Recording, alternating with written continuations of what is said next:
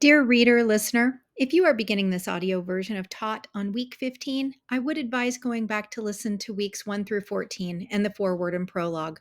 All videos are on the YouTube channel Taught at Taught 2022.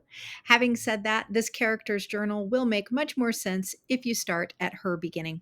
Thank you for reading, listening. Taught, week 15. Sunday, November 27th, 2016, 11:45 a.m. No matter how many days off I have, it's never enough. Somehow I have to change my attitude about all of this. Waking up on your day off and being depressed is not healthy. So I decided to get up and get my week prepared today. I got to school at 7 a.m. with my coffee, and I am happy to say that I have the beginning of my debate project ready to go. It's still skill based, and we won't actually start debating until after Christmas break. I love teaching this unit, though. I think I love it so much because debate teaches kids to think and analyze. This is the piece of the curriculum map that Pauline was implying a few weeks ago was not part of the Common Core. At some point, it would be nice if everyone educated themselves on what the Common Core really is, and then, this will sound crazy, decided to teach what inspires kids to connect to learning and makes them want to learn. I know, right? Revolutionary. Anyway, this unit always does just that. Kids become better listeners and thinkers when they have to debate. It makes me feel alive and excited to teach this and know the outcome will be students growing their brains. Wednesday, November 30th, 2016, 3:50 p.m. After this week, only 2 full weeks of school before Christmas break. Sadly, I have to also enter grades, which should not be a big deal, but it is because I don't know how to use the new grade book. I have semi watched the training modules, and I have figured out how to enter individual grades. I just haven't learned to do it in a time effective way. So I currently have 4 assignments I need to enter per class, which is approximately 480 grades. Thankfully, some students didn't turn their assignments in by the deadlines. Imagine if you had to eat a plate of rice with nothing but 2 toothpicks, and you had to eat the whole thing, but you couldn't do it in any other way than to use the 2 toothpicks to get the grains of rice to your mouth.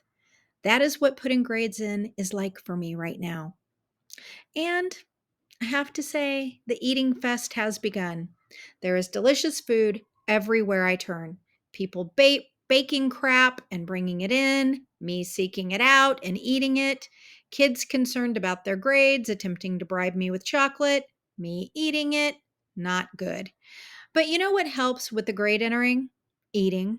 It's bundling. I eat something good while I'm doing something terrible. That creates a neutral and weight gain. Part of the eating is likely stress induced. Today was my meeting with Derek.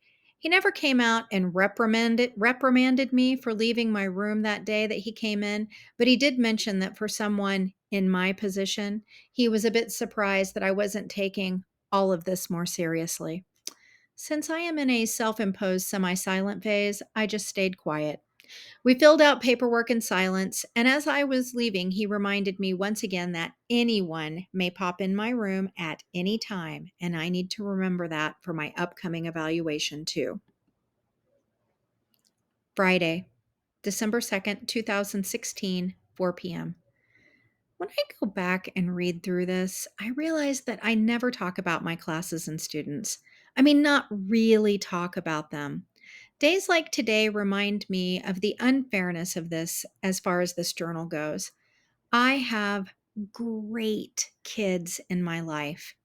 If I could come in and just be me and let them be them, we would all be great.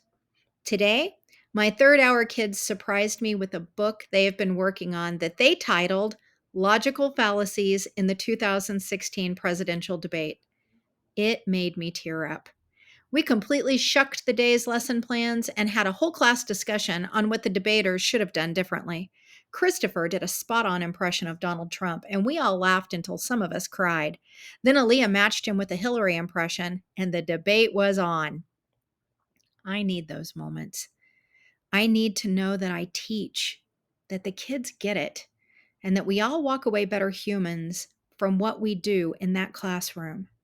Not one kid turned that little debate reenactment into a platform to bicker about politics.